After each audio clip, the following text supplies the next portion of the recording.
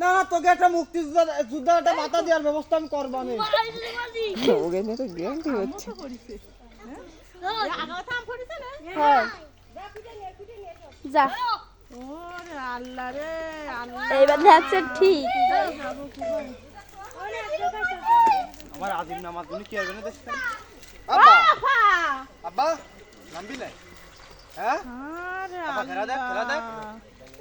তুই নামবি? ও নামবে। নামো নামো তোমার পোতা নামবে। ও কাকি তোমার বুড়োর এই লুঙ্গি কেনতে সরাও। কোন থেকে আসবে আর করবে না।